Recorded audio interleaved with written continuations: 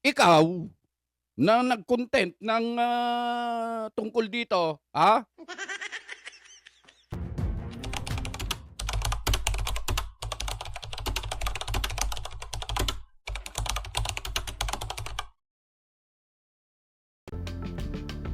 Ayun, good morning, good morning, good morning, good morning, Luzon, Visayas at Mindanao.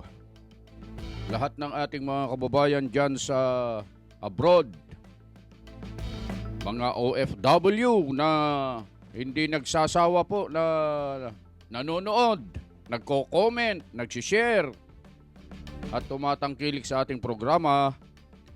Isang mapagpala at magandang araw po sa inyong lahat, mga kababayan.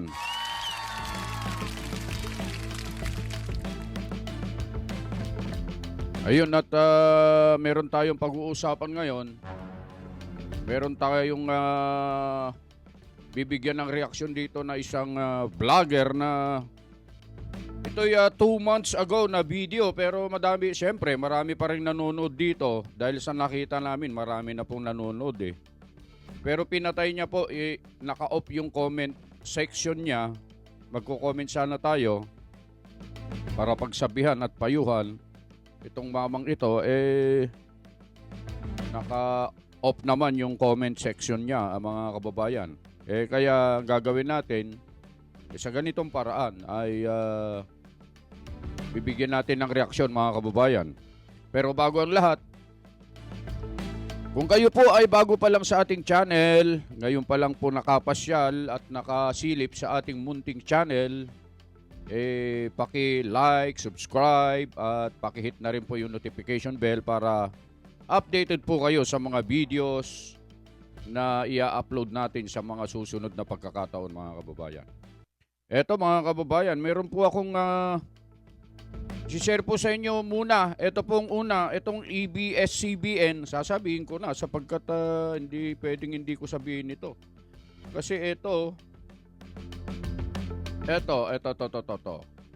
Meron po kasi tayong ginawang live video nung nakaraan, mga kababayan. Kung nakapanood po kayo doon sa live na video natin sa Senate, doon sa Senate plenary session, yung ginawa po yung pag-convene ng impeachment at nag-live tayo ron. Ang ginawa natin, mga kababayan, ay doon tayo mismo nag-live. Nanonood po kami ng TV. Tapos yung TV na yon, habang nanonood, nilagay ko po yung cellphone. Medyo inayos ko para talagang parang nandun ka sa Senado. Nangyari, ang ginamit po kasi natin, mga kababayan, o kinuha natin yung live na yon sa mismong setup ng Senado, mga kababayan. Hindi sa anumang mainstream media, mga kababayan. Itong ABS-CBN, kinopyright tayo, mga kababayan. Kinopyright. Gusto nila kunin yung tawag dito, yung kanyang revenue.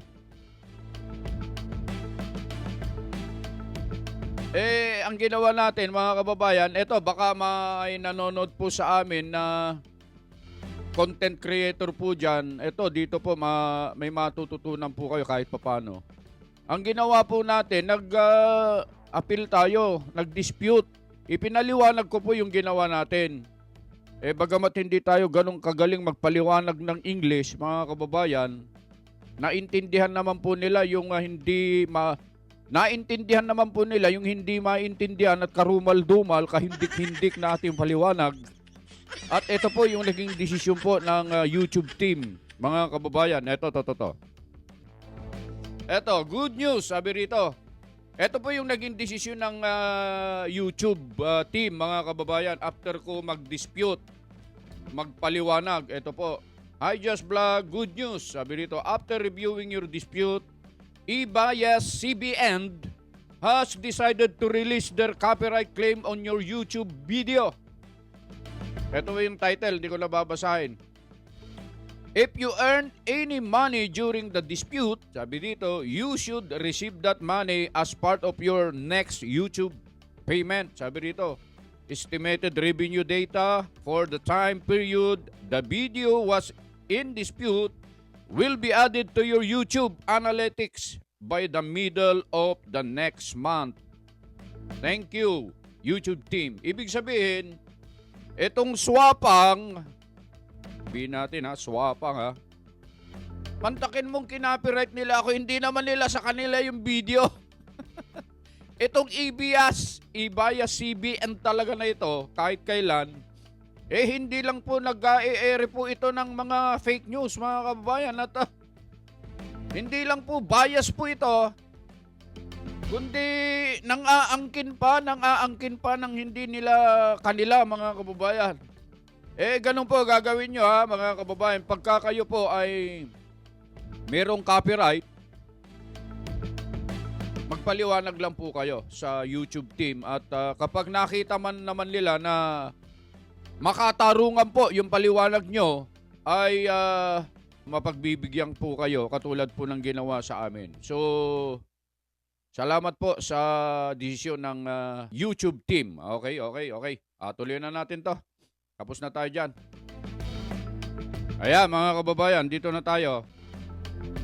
Ito yung thumbnail, okay, nang nag-post ng video na to tungkol nga po dito sa nangyari kay Gold Dagal, yung stand-up comedian, the late stand-up comedian na pinaslang sa Pampanga po yata yun, kung hindi po kami nagkakamali.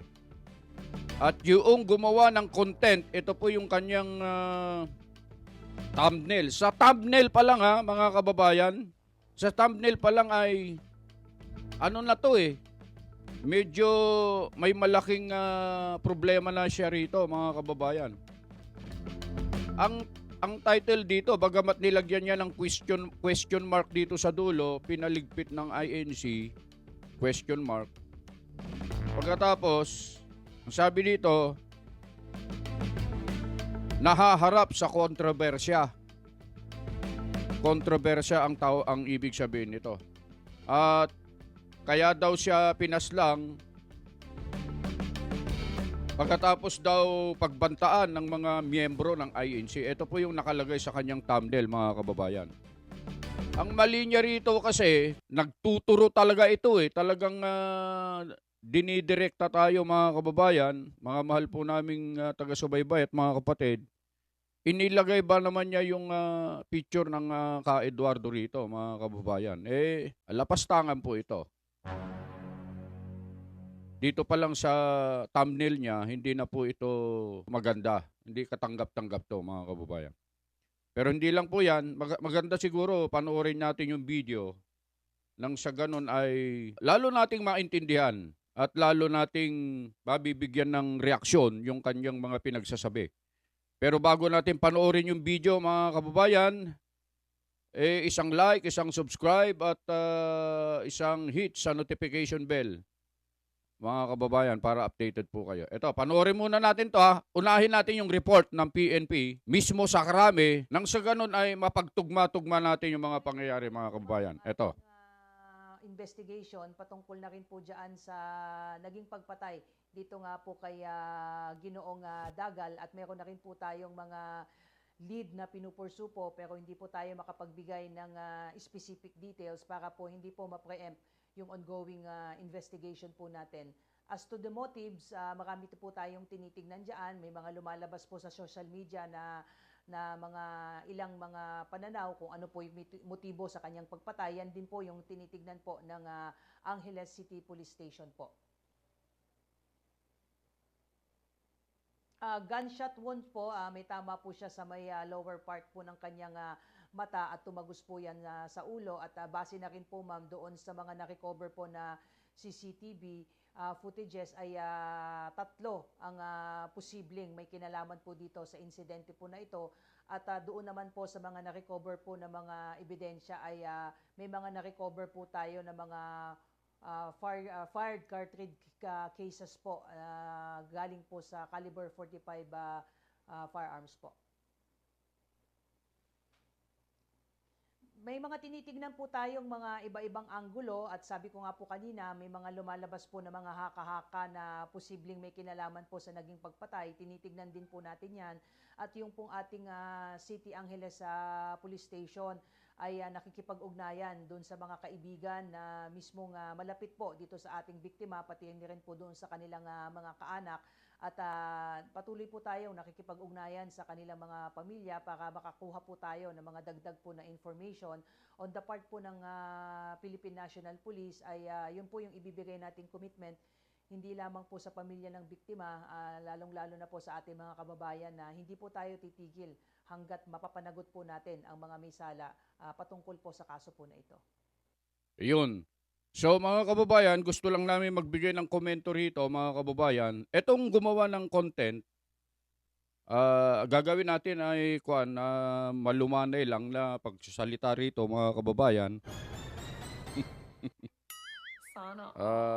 Susubukan natin na maging kalma lang. Yung ano ba, yung relax lang na pagsasalita para sa ganun ay hindi naman na masabing tayo ay galit o kaya kung ano man.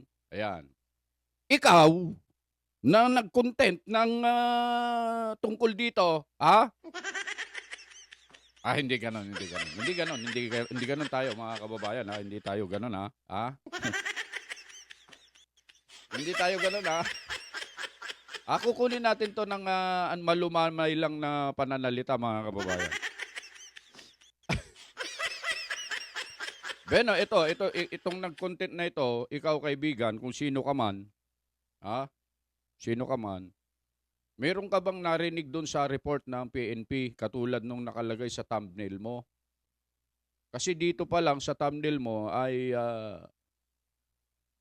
pinagbibintangan mo ang INC. At inilagay mo pa talaga ang larawan ng aming namamahala dyan sa content mo bilang thumbnail mo. Dito pa lang talagang misleading na yung content mo ay hindi kanais-nais. Kung sino ka man, Ngayon, ito, panoorin natin to. Tama na tayo dyan. Ito po yung gumawa ng content na to. Ang pangalan ng kanyang YouTube channel ay One Talk PH yata to. Oo. Para hindi tayo magkamali ng sinasabi, mga kababayan, mabuti panoorin natin to. So ito na mga kababayan, naku po, ito na po ang pinakamainit na balita na ating nasagap ngayong araw mga kapatid. Iglesia ni Cristo mga kababayan nahaharap po ngayon sa napakalaking iskandalo. Ano daw? Nahaharap daw sa napakalaking iskandalo. Diyan pa lang sa pambungad mo, parang tinitiyak mo na ay INC nga ang may kagagawan yan. Mamaya ay sana makarating sa iyo itong video na to at mamaya pakinggan mo yung sasabihin ko sa iyo para maintindihan mo. Okay? At nang sa susunod ay alam mo kung ano gagawin mo pagka may mga ganito. Okay? Tuloy natin. Tapos po ang nangyaring pagpaslang mga kababayan dito sa kilalang stand-up comedian na si Gold Dagal. Para po sa mga hindi nakakakilala kay Gold Dagal mga kapatid. Ito po yung kilalang stand-up comedian a year ago na nag-viral mga kababayan matapos niyang birahin ang tagapamahalang pangkalahatan ng INC na si Eduardo Manalo. At isa pa dyan mga kababayan naging viral din yung line niya dati mga kapatid na cool to. Na kung saan mga kababayan para bang pinapatamaan niya ang Iglesia ni Cristo na isang kulto di umano mga kapatid. Matapos po ang nangyaring viral video na yun mga kababayan itong ni Gold Dagal ay marami pong mga INC mga kapatid ang galit na galit sa stand-up comedian na ito. Ayan. Diyan pa lang sa sinabi mong yan na maraming galit, paano mo nasabi You tell me, you tell me. You tell me. Parang ano yun parang linya ni ano yun ni Yana Motovlogger yun mga kababayan. You tell me, you tell me. Paano mo nasabi? Tuloy natin. Point mga kababayan na kaliwat ka ng death threat na po, no? Hayag lantarang pagbabanta na po sa mga social media mga kapatid ang kanilang ipinarating dito kay Gold Dagal. Sigurado ka ba na mga INC nga yan? Yan sinasabi natin eh. Sigurado ka ba na mga INC nga yan? Yung mga sinasabi mong napakarami na nagbibigay ng death threat na yan? You tell me. Tuloy natin. At maging sa mga comment section mga kababayan, no, sobrang dami po talagang mga nagko-comment mga kapatid sa kanyang video na talagang masasabi nating death threat lahat mga kapatid. No? At yun na nga, after matapos ang isang taon, kung hindi ako nagkakamali mga kapatid, ito na po ang nangyari sa kanya. Noong nakaraang March 15 mga kababayan, ay pinaslang po itong si kapatid na stand-up comedian na si Gold Dagal. Kawawa naman ano. Pero bago ang lahat mga kapatid, no, One Talk PH nga pala nagbabalik para sa panibagong update. So Yun yung pangalan ng kanyang channel po mga kababayan One Talk PH. One Talk Katok PH pala yun. Alam nyo yung katok sa Ilocano. Pagtanong kayo sa mga Ilocano na nandito at nanonood sa atin, alam nila kung ano yung katok. Tuloy ito natin. na nga ang balita mga kababayan galing po sa interaction ng News ano 5. yung balita? Tribute and calls for justice poured in stand-up comedian Gold Dagal. No, known for his socially relevant commentaries and advocacy for human rights following his untimely demise. No? Sabi dito, report said the personality was shot dead in Pampanga on Saturday, March 15. No? Dagal was known, ito mga kabatid Dagal was known for his joke about the Iglesia ni Cristo. Ano pa? No? About the Iglesia ni Cristo and his social commentaries on human rights and abuse of authority. So isa nga itong si Gold Dagal mga kababayan sa Sa binasa mong yan, ikaw, One Katok PH, meron ka bang nabasa dyan na tiniyak na INC nga gumawa dyan? Sa report na yan, meron ka bang nabasa dyan? Ay, kalma lang pala tayo. Kalma lang pala tayo, hindi pala tayo dapat. Kalma lang. Tuloy natin. tumutuligsa sa mga nangyayaring hindi maganda sa ating gobyerno at isa din po siya mga kabatid sa mga bumira sa Iglesia ni Cristo sa pamamaraan.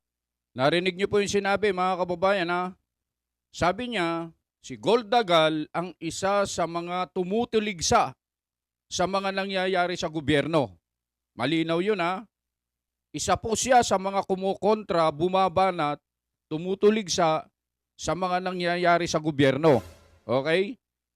Tuloy natin. Niya ng, sa pamamagitan mga kapatid ng kanyang paggawa ng mga jokes lang kung saan mga kababayan yun talaga ang na-highlights sa pangalan ni Gold Dagal yung kanyang pagbira mga kababayan yung binira niya si Eduardo Manalo at tinawag niyang kulto. 'Di ba? Yun yung na-highlights talaga mga kapatid na kung saan pag sinabing Gold Dagal automatic yan mga kababayan ang marirecall agad ng mga fans at mga taga-suporta nito ay yung jokes niya kay Eduardo Manalo. So yun na nga mga kababayan, after a year matapos ang nasabing jokes na ginawa ni Gold Dagal at matapos ang mga pagbabanta, mga death threats na na-receive niya mga kapatid doon, particular doon sa kanyang ginawang jokes. Ito na nga ang nangyari mga kababayan kay Gold Dagal. Pinaslang po siya mga kapatid noong nakaraang March 15 at isa po sa pinaghihinalaan ng taong Wow, sandali muna. Pinakinggan kong mabuti, ikaw Juan Katok. Ay, malumanay lang pa na. Dapat pala manumanay lang. Kaya na po kayo ha. Pinakinggan ko kanina mabuti yung report. Okay na, binasa mo. Pinanood kong mabuti yung pahayag ng Camp Crame tungkol dito sa nangyaring ito. Wala akong narinig na pinaghihinalaan ikaw, Juan Katok, ang INC dito. Okay? Wala akong narinig dyan sa binasa mo na report na isa ang INC sa pinaghihinalaan, okay? Maging sa pahayag ng Camp Crame, walang ganon. Ikaw, di pala, malumanay lang tayo. Pasensya na po kayo, ha? Tuloy natin. Bayan at mga fans at taga-suporta nito ni Gold Dagal, mga kapatid, ay ang Iglesia ni Cristo. Yun po, mga kababayan, kasi yun lang po ang nagbigay sa kanya ng napakaraming death threats, mga kapatid. Matapos nga niyang isali, no, at birahin sa kanyang jokes itong si Eduardo Manalo at tawaging kulto ang Iglesia ni Cristo. So dito, mga kapatid, makikita natin dito sa tawag dito sa comment section, mga kababayan, sa Facebook, na walang ibang tinutukoy dito or walang ibang tawag dito, kumbaga pinaghihinalaan ng mga taga-suporta nito, mga kapatid, kundi Iglesia ni Cristo. At Ayan na naman. Yung mga nabasa mo sa Facebook, comment, nakakasiguro ka ba na yung mga nagko-comment dyan, ikaw, Juan Katok PH, ay comment nga ng mga totoong INC yan? Inalam mo ba? Tinanong mo ba dyan sa mga nag-comment na yan? Piniim mo ba sila? Tinignan mo ba yung kanilang buong pagkatao? Ikaw, wag kang nagtuturo. Tuloy na. Kalma lang tayo, kalma lang. Kalma lang. Okay, tuloy natin. Tuloy natin. merong isang comment dito, mga kababayan. Ano daw yun? No? Na Ano kung daw? saan, mga kapatid, kumbaga medyo may laman yung kanyang sinabi. No, particular dito sa nangyaring pagpaslang kay Gold Dagal. Sabi dito, mga kababayan, ni Don G. Soriano, sabi dito, life's choice, no? That's the consequence for what he has done. Let that be a lesson. Is it worth it, no? To lose your life for a few cheap jokes? In this case, he deserved it. Diba? So dito, mga kababayan, ito agad yung pinaka-comment dito na nag-quote ng aking attention, mga kapatid, na masasabi kong baka nga totoo yung hinala ng taong bayan, no? Na baka nga may kinalaman dito, mga kapatid, ang pamunuan ng Iglesia ni Cristo. Ayan na ka na naman. Ikaw, Juan Katok PH, ha? Yung mga aligasyon mo na yan, medyo hindi ka nag-iingat ng iyong sinasabi, iho. Mag-iingat ka. Mamaya, malalaman mo at panoorin. Baka, sana po makarating sa iyo itong video na to. Kasi kung open sana yung comment section mo, yung link nito, i-comment ko sa comment section mo para nang sa ganun ay mapagpayuhan kita. Mapagpayuhan ka namin bilang pagmamalasakit sa iyo. Etong nabasa mong comment dyan, ay wala kaming pakialam dyan. Ang inaano namin dito, bukang bibig mo kasi ang INC. At lagi mong sinasabi na pinaghihinalaan. Samantalang doon sa mga report at doon sa sinabi mismo, yung binasa mo na report, maging doon sa sinabi ng Crame, walang ganyan na salita na lumabas sa kanilang mga bibig. Naintindihan mo yon? Kalma lang tayo, kalma. Kalma lang tayo pala, no? Tuloy Ito, natin. mga kababayan, paglilinaw lang po, ha.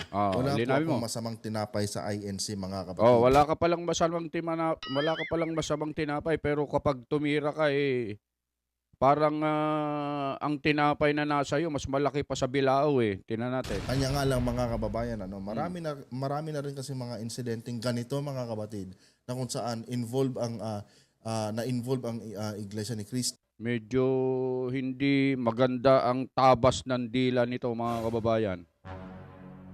Mantakin mong sinasabi niya na marami daw insidente na involve ang INC. Yan ay pagpaparatang yan. Ikaw, one katok PH.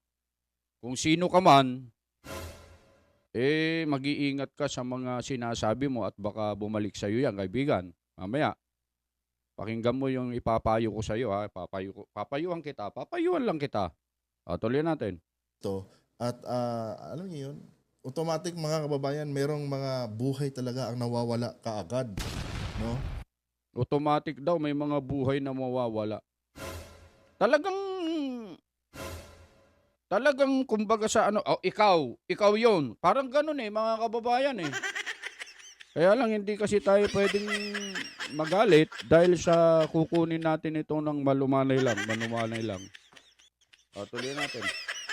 Kung matatandaan nyo rin mga kababayan, ano during yun? sa time ni former President Duterte, Oh, nag-viral din po mga kapatid ang Oh. nangyari nitong pari na ito na si Father Richmond Oli or Noli, no? Na kung saan mga kababayan, matapos di umano itong kanyang ginawang pagbunyag mga kapatid sa mga nangyayari diyan sa Iglesia ni Cristo, nakatanggap din po itong si Father Richmond mga kababayan ng iba't ibang pagbabanta sa kanyang buhay.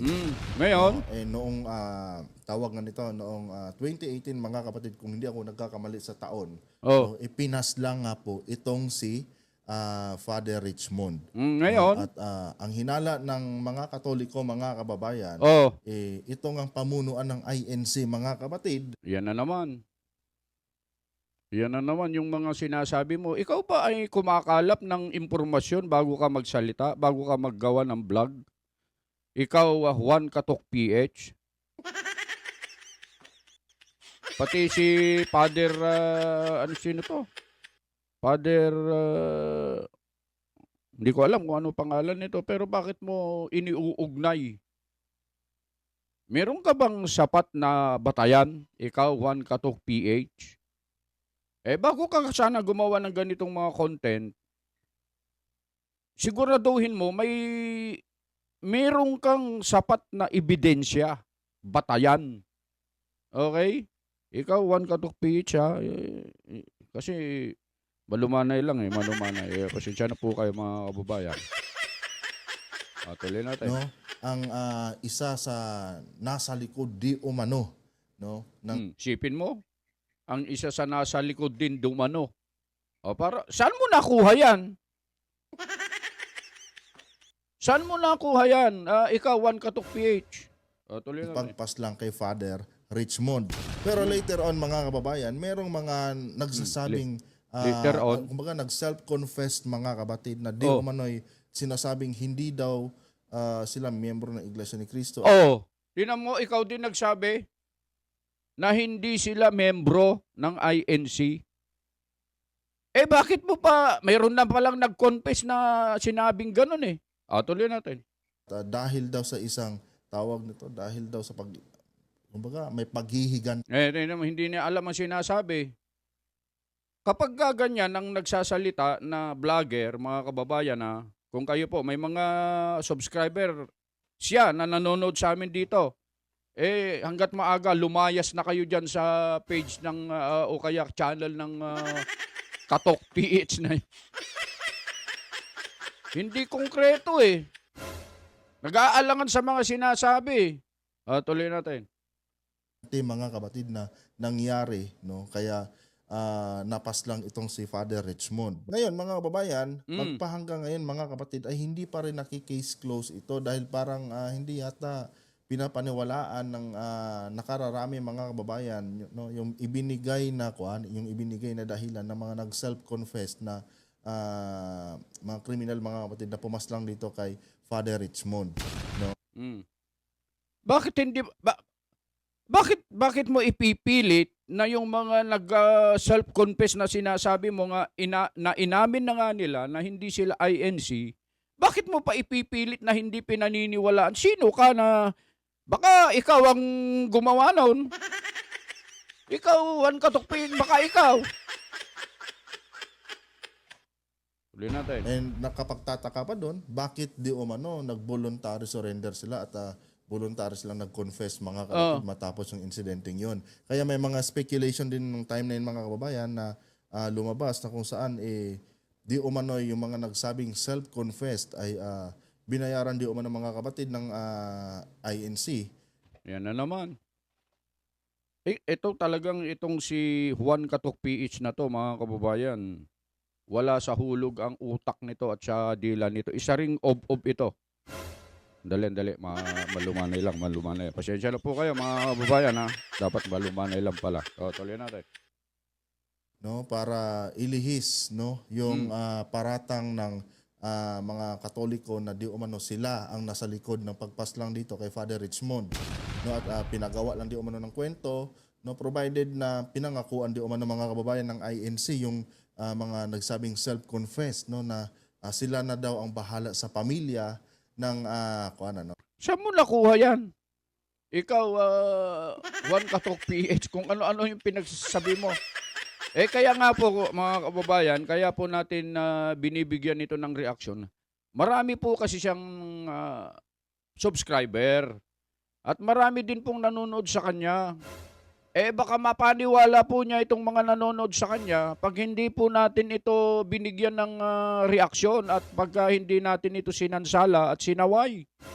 Kaya kayo mga kababayan, kung kayo po ay nanonood sa channel ng taong to, lumayas na kayo at wala sa katinuan at wala sa hulog ang pinagsasabi ng taong ito. Sana makarating sa kanya itong video at subukan niyang ako ang direktang i-content mo. Ikaw, Juan Katok PH, direktahin mo ako. Huwag mo isasama ang INC. Ako mismo ang direktahin mo para tayo mag-usap. Ano? Sige, tuloy natin to. Malumanay lang pala. Pasensya na. Malumanay lang dapat. Anong mga nagpakilalang suspect, di ba? So, ang ito agad yung naisip ko mga kapatid, ano? Itong issue agad kay Father Richmond. Yung na-recall sa isip ko matapos nga itong nangyari kay Gold Dagal. No, na kung saan isa din po siya mga kababayan sa kritiko ng INC, no, na kung saan pinalipas lang ang isang taon yun na agad mga kapatid. Di ba? Pumanaw na agad. Naging kwento na agad mga kababayan. Ayun Ito pero ituloy muna nga natin para tsaka ako magbigay ng payo dito sa Juan Katok PH na ito. Isang ob din to. Dapat pala malumanay. Tuloy natin. Gold Dagal. No? And mga kababayan, no, ito po ang lagi natin tandaan. Mag-ingat po tayo mga kapatid sa pagbira no sa mga sekta, no sa mga relihiyon na politically motivated. No? Kasi mga kababayan, lagi po natin tandaan na itong mga relihiyon ngayon mga kapatid na itong mga nagsusulputan mga relihiyon ngayon at nagpapakilala na sila di umano ang tamang simbahan ng Diyos. Diba? Natatawa talaga ako diyan Diba? Itong mga naglalakihang mga relihiyon mga kapatid na nagsusulputan ngayon, ito po ay mga politically motivated na mga simbahan. No, na kung saan ginagawa nilang puhunan mga kapatid yung kanilang sekta no para makakuha ng pera sa gobyerno. 'Di ba? Makakuha ng pera pala sa mga politiko na gustong maupo sa gobyerno. I mean, real talk lang mga kababayan Real talk lang po mga kapatid. Yang mga simbahan, ito mga kababayan hindi ko sinisingle out dito ang INC Hindi ko po sinisingle out mga kapatid dahil hindi lang po INC mga kababayan no ang simbahan na politically motivated. Oops! Kaya hindi po ako sumasabat mga kababayan kasi hindi pa po niya nababanggit Sabi lang po niya kasi doon sa mga nakaraan na mga salita niya, yung mga malalaking relihiyon ay politically motivated. Pagkatapos hindi niya sinisingle out, pagkatapos sa kanya ipinasok ngayon. At isinama ang INC, isinama ang INC sa mga politically motivated daw at kumukuha ng pera sa gobyerno. Ito talaga walang ingat ito sa bunganga mga kababayan at mga mahal po naming taga-subaybay. Hindi ito nag-iingat ng kanyang sinasabi. At kung yung mga relihiyon na kilala mo, ikaw, Juan Katok PH, ay ganun sila, okay, na kumukuha ng pera ng gobyerno o kaya ng politiko, ha? Huwag mong isasama ang INC. Okay? Ngayon, meron ka bang katibayan dyan sa sinasabi mo? Kasi ito, pwedeng maging kaso sa iyo ito. Kasi hindi mo kamo sinisingle out pero sa bandang huli, ipinasok mo eh. Katulad, sabi mo. E di parang sinabi mo na rin na isa ay ang INC sa mga sinasabi mong politically motivated at tumatanggap ng pera ng gobyerno at sa mga politiko. Meron ka bang ebidensya dyan sa sinasabi mo, ikaw, Juan Katok PH? Eto, ako hindi ako nagsasalita na alang-alang o inire-represent ko rito ang INC. Ito, ako ito. Sarili kong opinion to at walang kinalaman ang INC dito sa mga pinagsasabi ko sa iyo. Pero kung gusto mo talagang makipag-usap ng maayos, ako ang kausapin mo, ako ang tirahin mo. Huwag mong isasama ang INC, kaibigan. Delikado. Okay? Sasabihin ko sa iyo kung bakit. Mamaya, tutuloy lang po natin to para malaman natin lahat, mga kababayan. Tuloy natin. Diba? Marami din po mga simbahan, mga kapatid, ang politically motivated na Yan kung na saan naman. ginagamit po ang kanilang dami ng kanilang miyembro Oh, no, para kumita ng pera galing sa mga politiko. oh. Di ba? Wag mo kami Aminin na natin isasama yan, diyan. mga kababayan. Wag mo kami isasama diyan kasi hindi kami kasali diyan. Ikaw, Juan Katok PH. Hindi kami kasali diyan. Tuloy natin. Yan, na yung mga ibang mga sekta talaga, no, nagpaparami sila ng miyembro, mga kapatid, para mas lalo silang kumita ng pera. Kasi nga, mga kababayan, tuwing eleksyon, no, number one po, mga kapatid, no, na nilalapitan ng mga politiko, itong mga naglalakihang mga sekta. 'Di ba? So ngayon, mga kababayan, masasabi ko lang po, mag-ingat-ingat po kayo, no, sa pagbira, sa paggawa ng mga jokes, sa mga Lagi kang nagpapayo na mag-iingat-ingat pero ikaw yung hindi maingat. Ikaw, Juan Katok PH. Alam mo ba yon? Hindi ka maingat. Kasi hindi mo sinisingle out pero kanina doon sa mga salita mo, tinuro mo ang INC na isa sa mga relihiyon na sinasabi mo. Ikaw dapat ang mag-ingat. Papayo-payo ka pa na mag-iingat. Ikaw naman itong... sino ka ba? Hindi pala. Dapat pala, pasensya na po kayo, maamo lang tayo. At dapat lang pala ay kalmado lang tayo. Pasensya na po kayo, mga kababayan. Tuloy natin. naglalakihang mga relihiyon na yan. Kasi nga, mga kapatid, may kalalagyan talaga kayo. May kalalagyan. Yung mga pinapayuhan mo may kalalagyan, ikaw kaya? Dan sa mga sinasabi mo, kaibigan, dapat mag-iingat ka kasi mamaya, pakikinggan mo yung sasabihin ko sa'yo kung bakit ko sinasabi ito sa'yo sa bandang huli. Tuloy natin.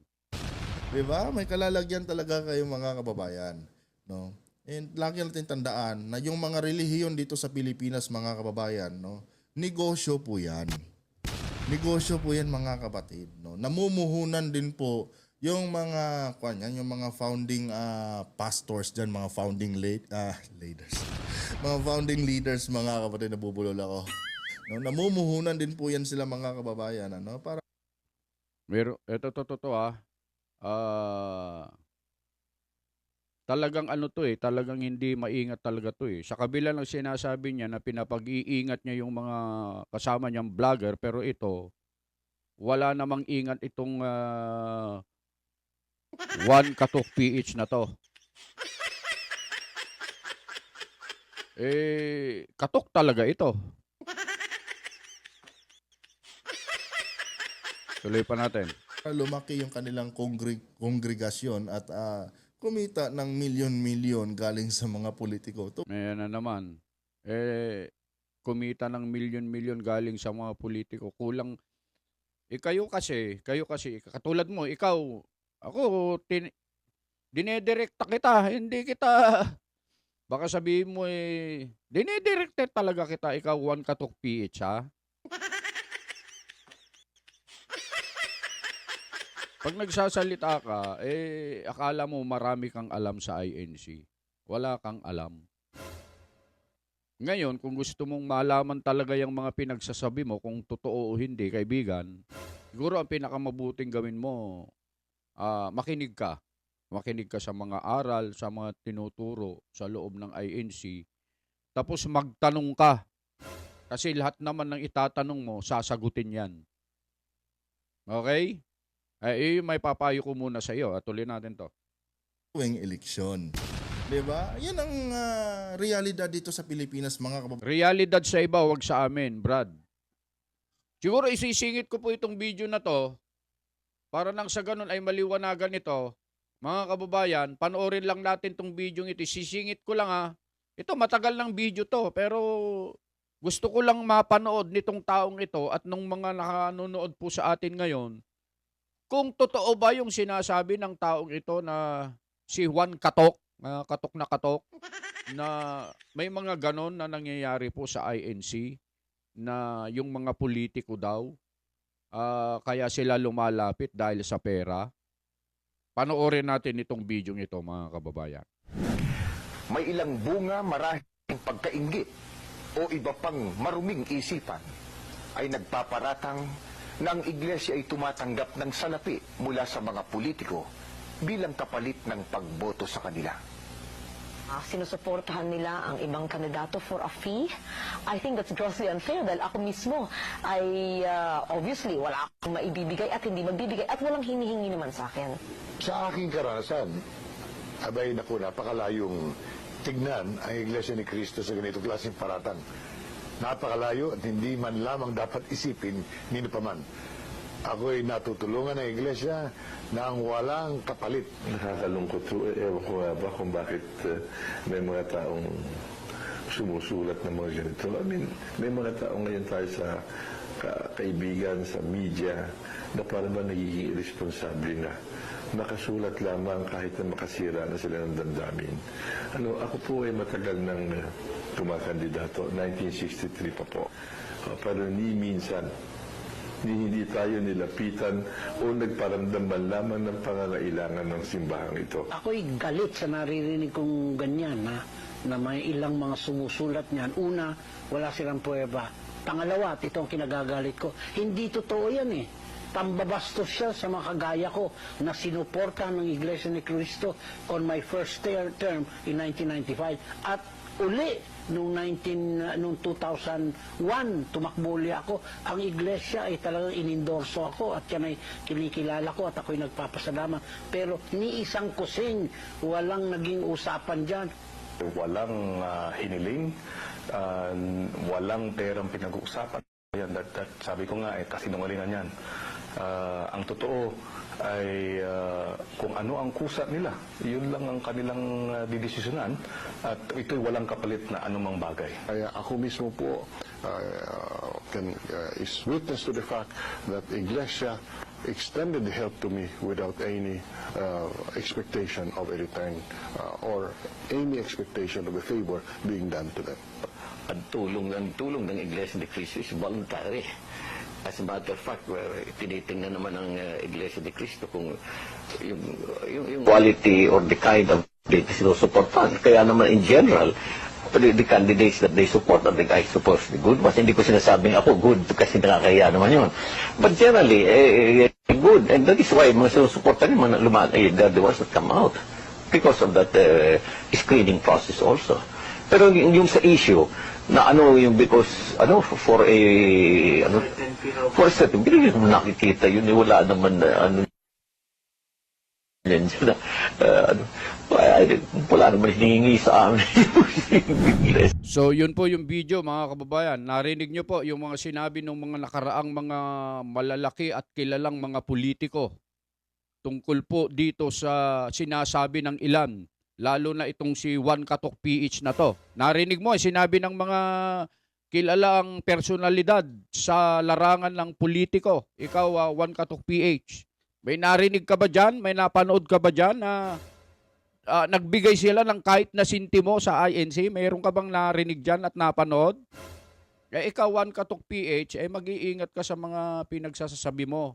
Okay, tuloy natin bago tayo Kung matapos. bakit ang daming nagpapakilalang mga relihiyon, no, sa ating bansa, mga kababayan, dahil po, mga kapatid, no, gusto nilang pagkakitaan yung kanilang mga itinayong sekta. Wag mo Realidad kami sa Pilipinas isama. yan, mga kapatid. Kaya nga sinasabi na ang relihiyon dito sa Pilipinas ay negosyo. Kasi nga, mga kababayan, totoo po talaga yan. Ako naniniwala ako dyan na ang mga relihiyon dito sa Pilipinas Di kami kasama dyan. ay negosyo po yan. And politically motivated yan, mga kapatid. Kung yung iba siguro, pero wag kami. Kailangan silang alagaan ng mga nasabing politiko, di ba? Kailangan silang bigyan lagi ng mga pangangailangan nila. Nang sa ganun, tuwing election, mga kababayan, sigurado na, no, yung boto ng isang politiko. Anyway guys, hanggang dito lang itong video na ito. No? Kung nagustuhan niyo po ang ating content ngayon, huwag kalimutan mag-subscribe at pakilike po ang ating video, mga kapatid. Hindi ko nagustuhan yung content mo. Hindi rin ako magsusubscribe sa'yo kasi hindi ko nagustuhan yung content mo. Pasensya ka na. So, yun po mga kababayan, itong taong ito, tatandaan nyo po itong mukha nitong taong ito at yung kanyang channel, mga kababayan, para pag nakita nyo, pagpayuhan po natin. Lalo na po sa aming mga kapatid dyan. Wala po kasi alam ito sa mga bagay-bagay sa loob ng INC. Ngayon, ang magagawa natin dito sa taong ito ay pagpayuhan at bigyan ng pangaral. Nang sa ganon ay sa mga susunod, alam na niya ang gagawin niya. O, ikaw, ito, makinig ka, ikaw, Juan Katok PH, sasabihin po namin sa iyo. Alam mo yung nangyari kay Gold Dagal at sa iba pa na sinasabi mo, ito para maintindihan mo, maraming galit sa iglesia. Maraming umuusig sa iglesia na hindi mo kilala, hindi mo alam kung sino-sino. Kahit kami, hindi namin alam at hindi namin kilala kung nasaan at kung ano ang ginagawa. Ang alam lang namin, maraming galit sa iglesia. Ngayon, bakit ko sinasabi ito sa iyo na maraming galit sa iglesia? Gumagamit yan ng sitwasyon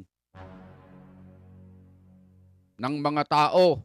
Katulad nung yan, nangyaring yan sa ating kaibigan na yung stand-up comedian na si Gold Dagal.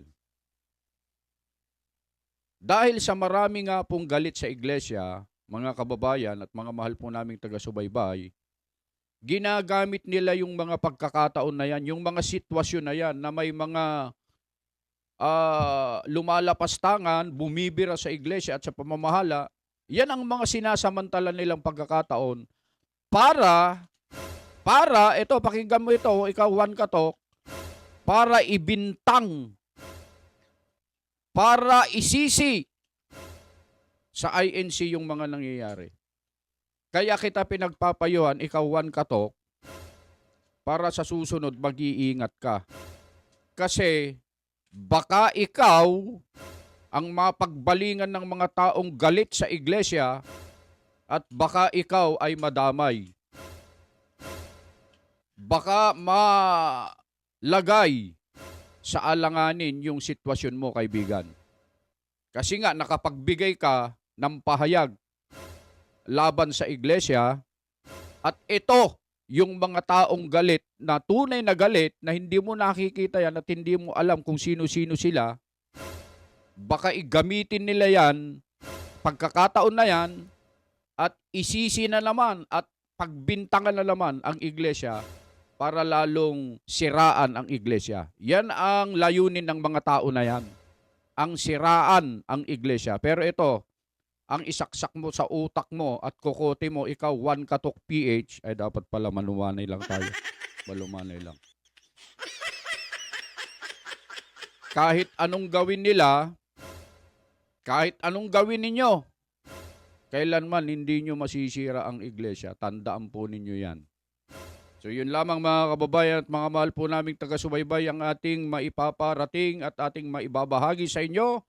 Pasensya na kayo sa ating walang kwenta-kwenta at karumal-dumal na content ngayong araw.